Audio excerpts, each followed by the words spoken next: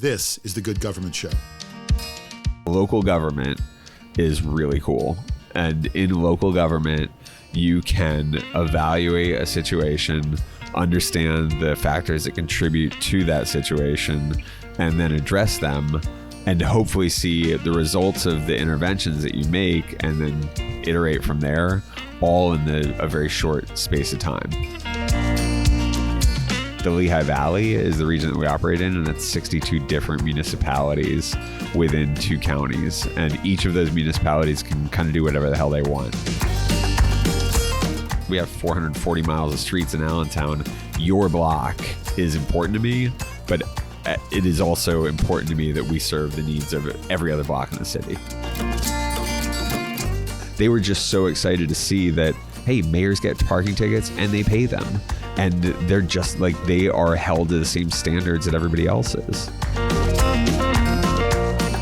The Good Government Show actually got its start in Allentown, Pennsylvania. That's the home of our senior executive producer.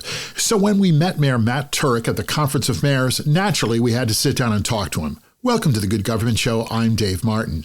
Matt Turek is the mayor of the 3rd largest city in Pennsylvania.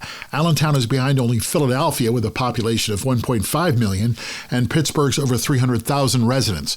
With a population of over 125,000, it's an important city in the Lehigh Valley, which really is the heart of Pennsylvania.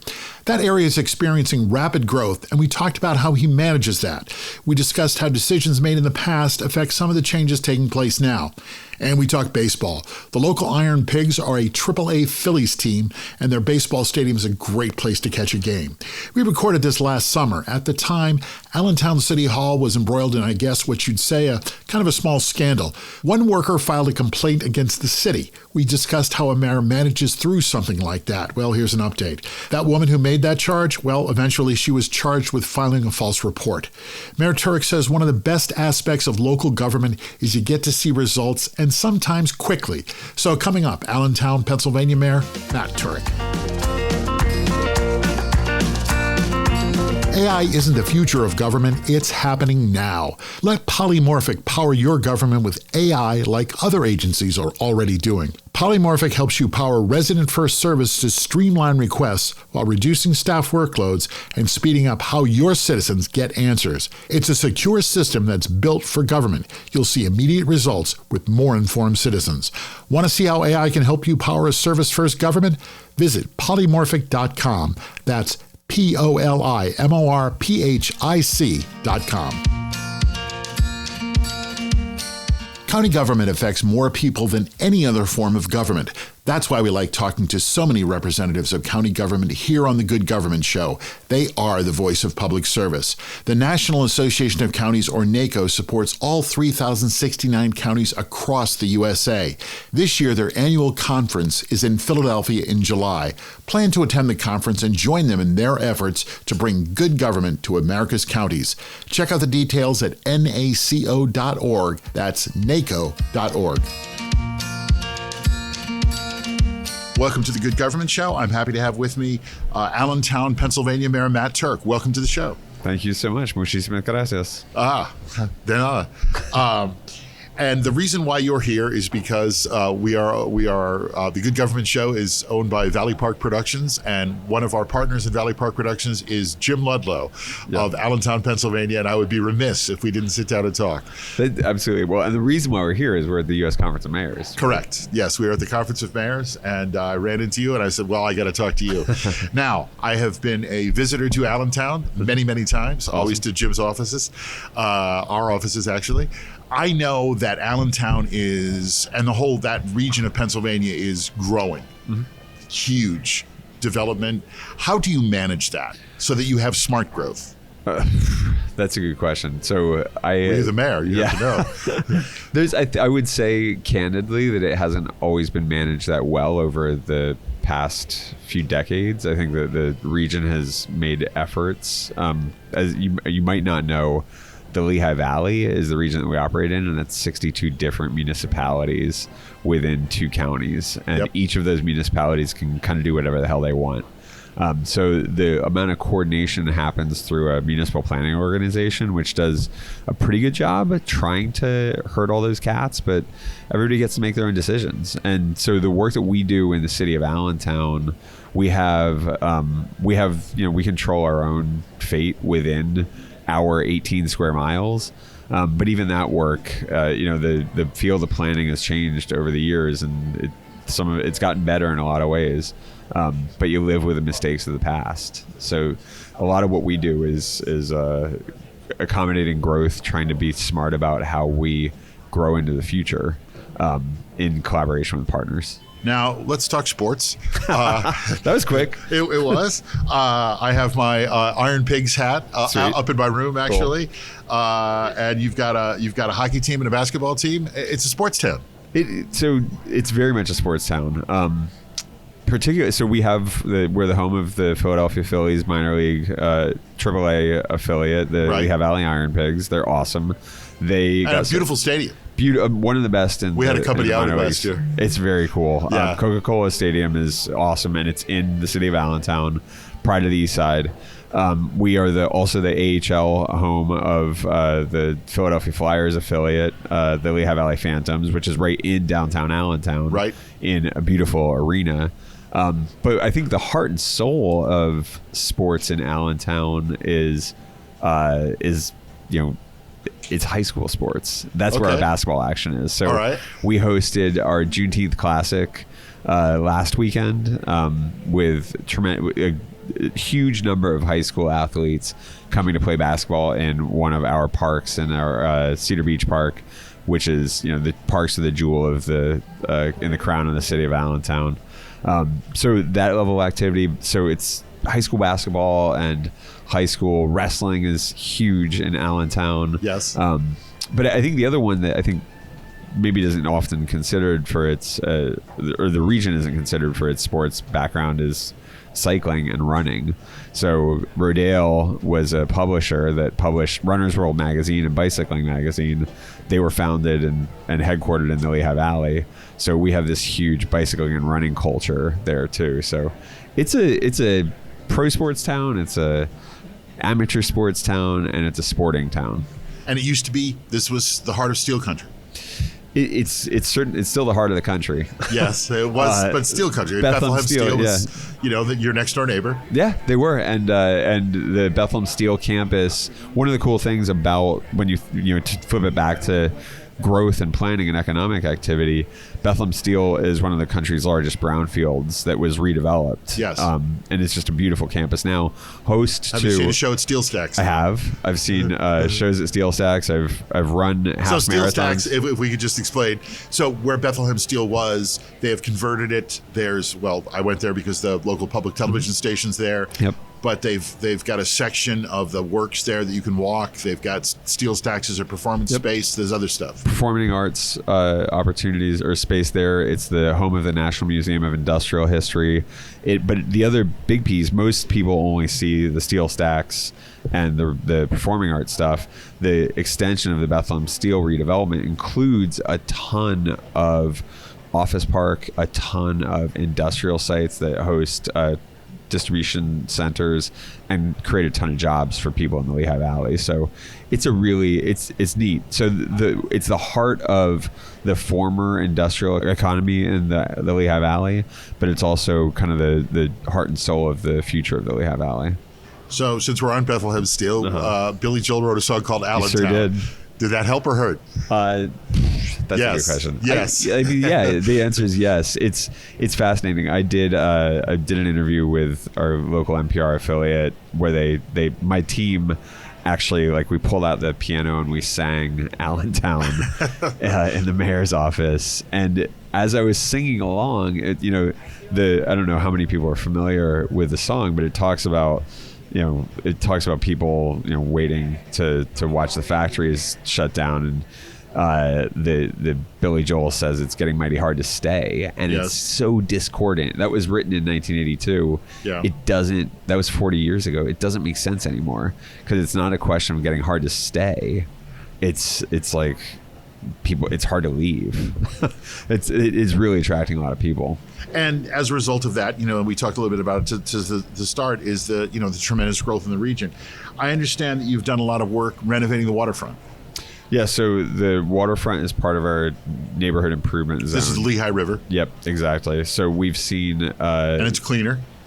I don't know if it was dirty ever. Well, it was when Bethlehem Steel was dumping way it. back. Yeah, that was the Bethlehem side of the Lehigh. We're upstream on the Lehigh. We have good. Our Lehigh. We have a boat club on our Lehigh. The Lehigh University rowing team has their boat house on our section of the Lehigh in Allentown. But we saw a office building built on our riverfront recently on the site of the Lehigh Structural Steel, which was another former brownfield. It's not as big as the Bethlehem Steel site, but we're seeing redevelopment continue there. It's an ongoing process though, right? So it's activating what we're trying to do. When you think about growth and planning, we're trying to make sure that our neighborhoods have continued access to the river through that site. So as we see new residential developing along our riverfront, we want to make sure that it has a connection to the old neighborhoods. How do you manage, you talked a little bit about this, but you have growth, you have a lot of growth, and a lot of growth quickly. How do you manage that from a government perspective to make sure that it's the right growth, that it's still working for everyone?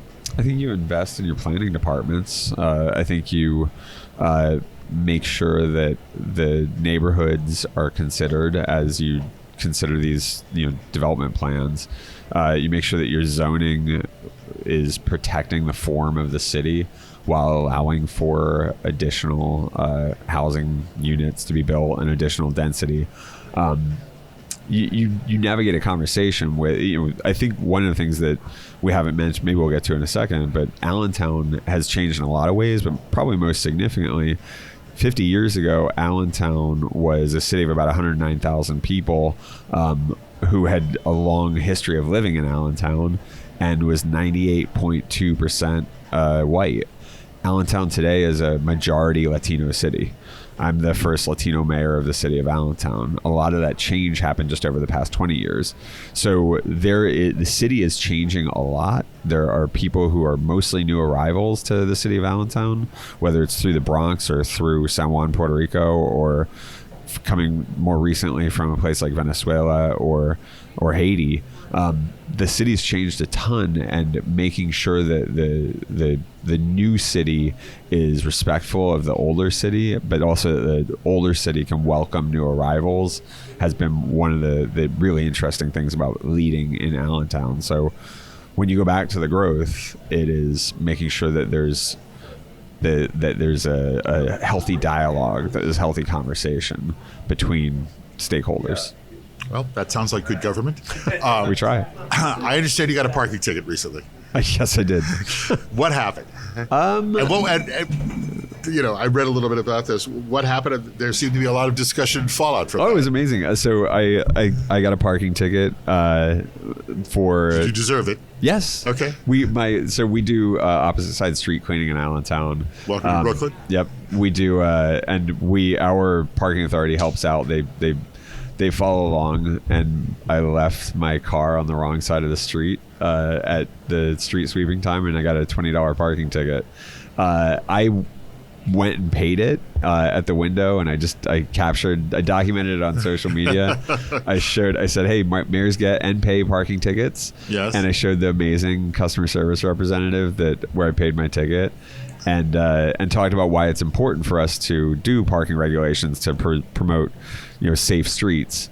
Posted online, got a little bit of a media flurry in Allentown, but more importantly, the media was seen by, so we have a large Syrian community in Allentown too, and I was at a Syrian community festival later that weekend, and everybody pulled me aside and they're like, hey, it was so awesome, you pay your parking tickets. And when you consider that in a community like Allentown, we have a lot of people coming from places like Syria or the Dominican Republic that have history with bad government, that have history with people who don't play by the rules and are above the law. They were just so excited to see that, hey, mayors get parking tickets and they pay them, and they're just like, they are held to the same standards that everybody else is. Almost a silver lining to getting a parking ticket. I mean, I got a text from the director of the parking authority later that day. He was like, "Hey, thanks for contributing to the fund." But I also I ran into the guy who gave me the ticket, and he was like, "Oh my God, Mayor, I'm so sorry. I didn't know that was your car." But it's good for everybody to see that, for parking enforcement officers to know that their work is supported, right? Yes. Like that even the mayor has your back and is willing to pay the ticket. I wish I had the $20 back, but So I was just going to ask about that. It's a $20 parking ticket in Allentown? yeah, $20 for street sweeping. Our city council just voted to increase parking fees for parking violations. Okay. It was a $10 ticket for an expired meter, which was completely upside down. This is a place where the city council actually did what they're supposed to do, which is like legislate to improve the situation. Because in New York City, for $10 for a fine, I'd park there all day. Well, that's what happened in Allentown. Is that we have a federal courthouse in Allentown. We'd have lawyers from Philadelphia drive up, and instead of the inconvenience of parking in a garage for $10, they just get a street ticket. They'd park on the street, not even pay the meter, pay the $10 ticket, and park there all day. So it was creating havoc in our downtown with parking. And how is your message going that, parking tickets are good, it ensures safety? How is that going over with the population? I'm going to tie everything back to safety. Part of what we talk about with roadway safety is daylighting. So it's making sure that people are not parked so close to the corner that the pedestrians can't see oncoming traffic. Okay. So I'm going to keep tying those things back. Residents know where I'm coming from when I'm talking about like why we have parking regulations, why we invest in our streets. I want to make sure that we have safe streets for everybody. I understand that there's currently an investigation going on in city government. How do you manage through that? And how do you deal with, it's no secret that there's a great distrust in government and things like this don't help. Is it warranted, and how do you manage through it? There's a lot that I probably can't comment on. That's okay. But I think that when you have work to do, like the work doesn't stop. Okay. Particularly in city government. So I'm a full-time mayor. I'm in a strong mayor system. I'm the CEO. I manage a team of 870 people that are tasked with creating a safe, clean, and healthy environment that promotes the well-being of our residents and stakeholders. And just because city council is upset about the way that you administer government doesn't mean that you have to stop. You can't stop doing it. So we continue to work through it. Does it make it harder to work through it? It becomes a little bit of a distraction, but the biggest distraction is just trying to get your city council to focus on the task that is really built into the charter for them, which is legislate, pass laws that improve outcomes for our residents. Let us handle the administrative work, as was written into Congress. Maybe stop by and watch what you're doing. Well, I think what's funny is that I think that my belief I talk to a lot of mayors, and mayors spend a lot of time kind of commiserating with the conditions that they face at home, and I think that city councils around the country are actually taking their cues from Congress, and that's not a good thing. No. That's no one not should great be at all. taking their cues from Congress at this moment. No. Yeah. And I think that they get wrapped up with that. We have like a historically dysfunctional Congress right now. I hope that city councils don't continue to take cues from Congress, because we don't need that level of dysfunction in city councils. All right. We're going to hear more about your thoughts on government after a break. These are difficult times. And if you believe in justice, progress, and democracy, the news you read and listen to can be pretty depressing. And that's why there's a new podcast called Good News for Lefties and America. Every day it features positive news stories for progressive listeners. Because no matter how disturbing the headlines might be, there's always hope we can build on for a better tomorrow. Good News for Lefties and America. Listen on this platform at goodnewsforlefties.com or wherever podcasts are heard. We have our Good Government Show questionnaire. We're going to get to the heart now, the heart of your philosophy of government. Are you prepared for this? I think so. I think so. I think you're going to be okay. All right, the first question. You sat on the Economic Development Board for years. Now you've been mayor for 2 years. Define good government. Gosh, I think good government. Put me on the spot. I think good government is serving people. It's being present for the people that you serve, listening intently, and keeping that mission in front of you at all times. Making sure that you are a servant of the people. You're there because they want you there, and they're there because they need you to help them advance to do better. So that to me is good government. Good government is listening, and good government is thinking through the challenges, and good government is listening to the heart as well and making sure that you meet the needs of the people. Once you got going, you did fine. So how do you judge your success? How do you know if you're providing good government? I think elections are pretty great for doing that. Yes. Elections, well, they don't come around very often, but yes. They In the meantime, it is sometimes it's a bit of a vibe. It's the people who honk at you in the street and say Dios te bendiga, and they say God bless you, and they stop you in the supermarket and they say thank you. It's the folks that are letting you know that you do a good job every day, that are in City Hall too. Okay. Government employees are, I think, really good gauges of good government. So those employees who have been doing this for a really long time, a lot of them they know what they're doing, and so they'll let you know as well. And there's objective measures as well. I think that the seeing tax revenue increase because property values are increasing is good. I think there's other objective measures, but I think you kind of know it when you see it. You know it when you're doing it. Okay. If people don't think they're getting good government, if they don't like what they're seeing and what they're hearing, what should they do? Go to city council. I think that take it up to city council. Take it to city council. No, I think if people. What do you mean by that, really? No, so every city council has a public forum, right? Okay. So let the council know what's going on. I think that also take it up with your elected leaders in by getting in contact with their offices. Be heard, I think, but take it directly to the people who are involved. I think don't bitch about it on Facebook. Don't subtweet the leaders. Like, go to the leaders, and I think I can speak for Allentown and the Lehigh Valley. I think broadly, but I can try to speak for the rest of the country. I think leaders are more open and accessible than they've ever been before.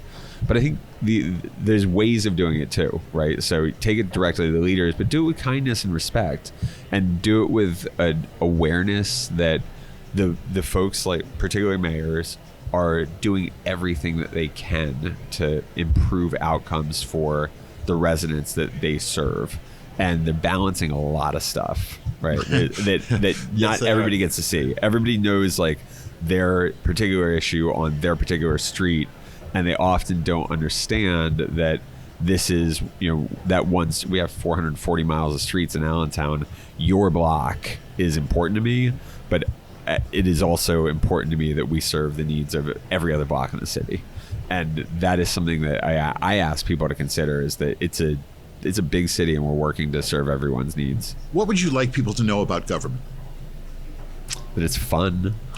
It is. Okay. It's really like, I think that particularly leadership at the local level it can be exhausting because it takes a lot of work, but it's because you can pour yourself into it.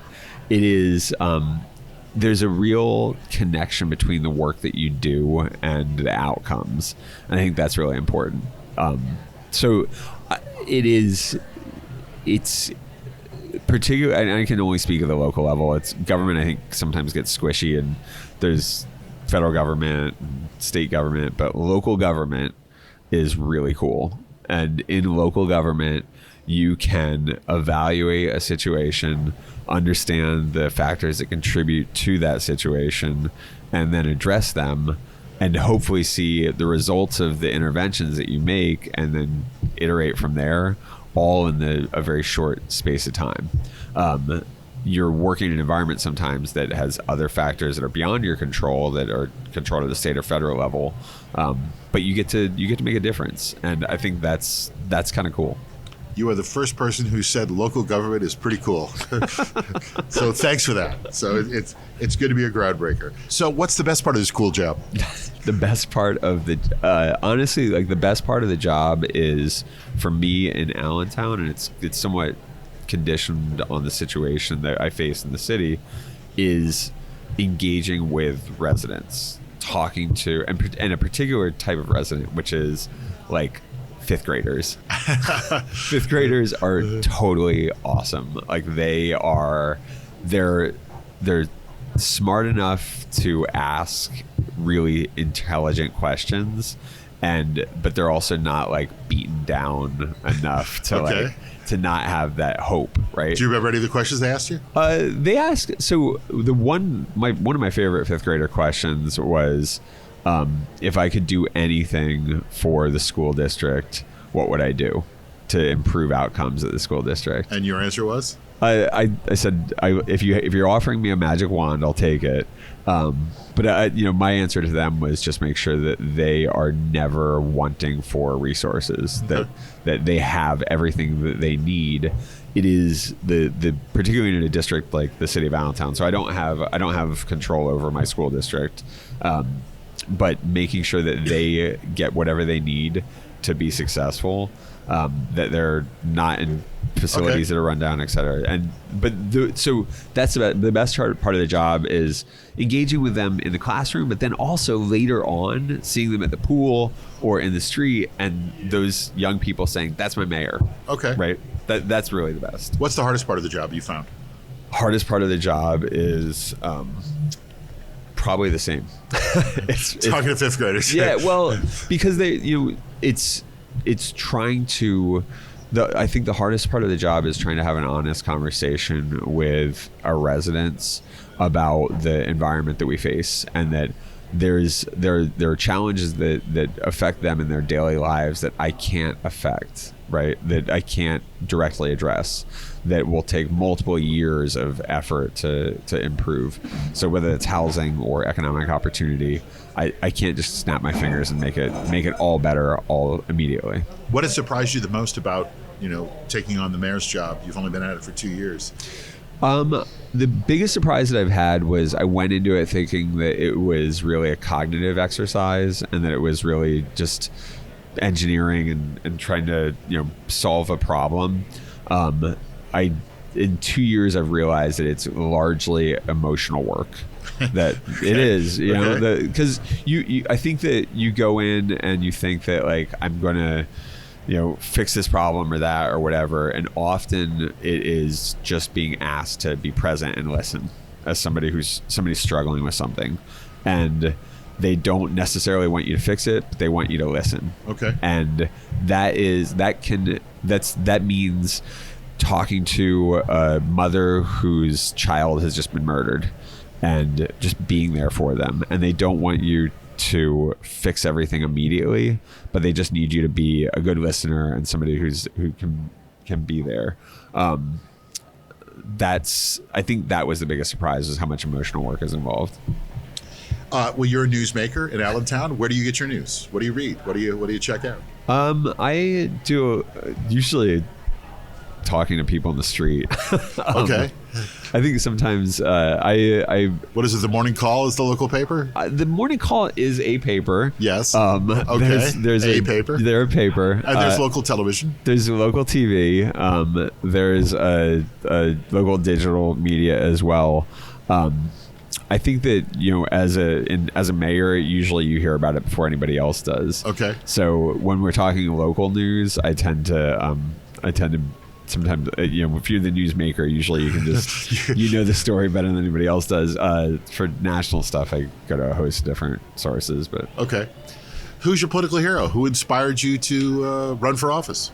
My political, so I don't have like this traditional history. I think sometimes you'll have people like, I loved, Bobby Kennedy, or I'm intrigued, it was inspired by whatever mayor. I do. So I lived in Charleston, South Carolina. I went to college there, and Joe Riley was the mayor when I was there, and I knew of his existence, and he was kind of like, he's like synonymous with the city of Charleston. So he was kind of cool. But I did, I mean, my political mentor is a guy named Don Cunningham. Don was the mayor of Bethlehem, and he was the guy who got the call when Bethlehem Steel closed down. Okay. He was later in Ed Rendell's cabinet as a Secretary of General Services, and then he was a county executive in Lehigh County, and he was my boss at the Lehigh Valley Economic Development Corporation, and he would just tell me often about like life as a politician, life as a local leader, and I just got intrigued, and he's somebody that I go to often for guidance. Well, it's good to have someone like that close by. Growing up, were you president of your class? Were you nothing? Student council? Did you ever aspire to be an elected official? Governor, senator, president? No, not at all. No? I was like on the steering committee in high school. It was basically student government, but I was kind of like jumped into it. I didn't have political aspirations. I just wanted to. I love cities. That's what it was. I love cities, and my mom taught me that it was important to have empathy for people. And when I found that, being a mayor is like the way to do that. Okay. I have been to Allentown, as I mentioned a few times. There are some great local specialties. What are your favorite dishes? Hummus from actually baba ganoush from Zara. Right. My friend, not a traditional central Pennsylvania dish, but okay. Well, we're Eastern Pennsylvania. Allentown has a huge Syrian population. Okay, and so hummus is like that. You gotta have your favorites. You gotta have your things.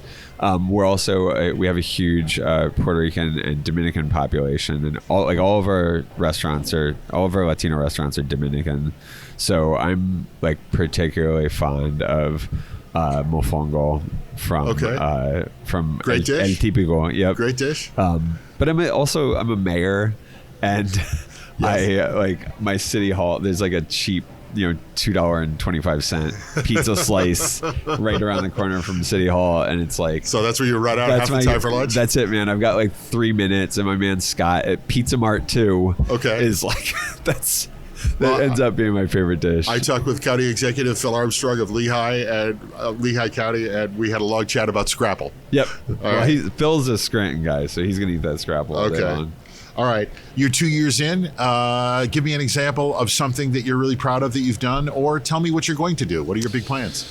Let me give you can I give you a couple? Absolutely. So one that I thought was really so Allentown reportedly had the oldest Halloween parade in America, and when I came into office, it was kind of dying. Not a lot of attendance. We turned it on its ear. We turned it into a block party, and we focused it on kids. So instead of being a parade where the kids are hanging out and people are throwing candy at the kids on the sidelines, we just made it into a block party, and we invited the community to get involved and focused it on the kids, and it's huge. Like thousands of kids come out and are involved with it.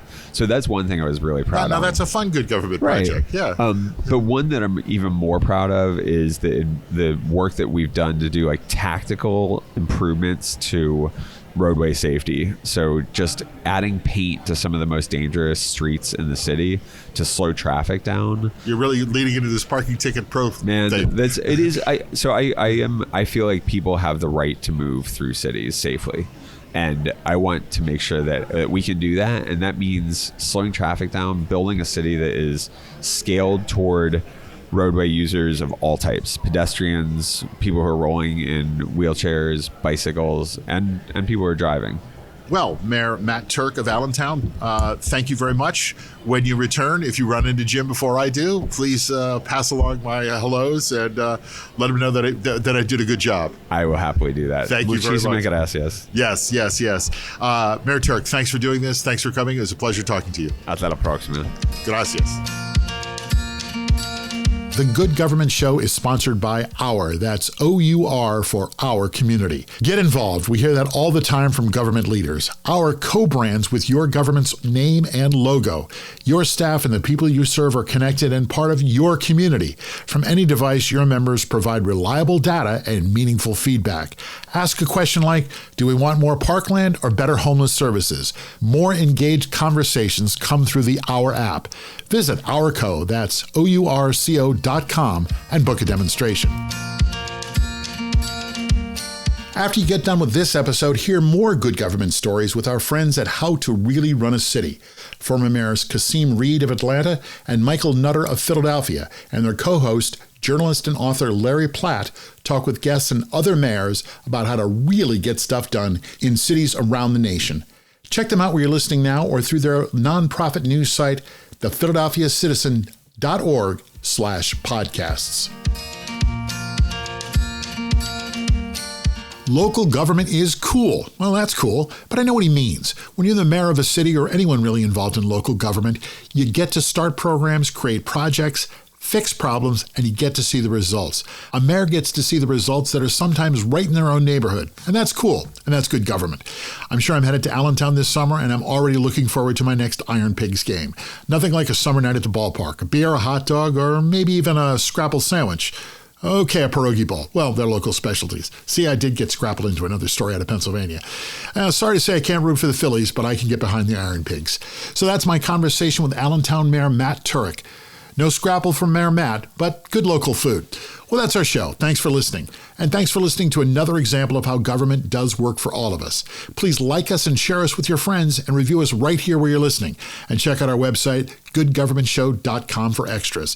Help us keep telling stories of good government in action everywhere. Join us for another episode right here. I'm Dave Martin, and this is The Good Government Show.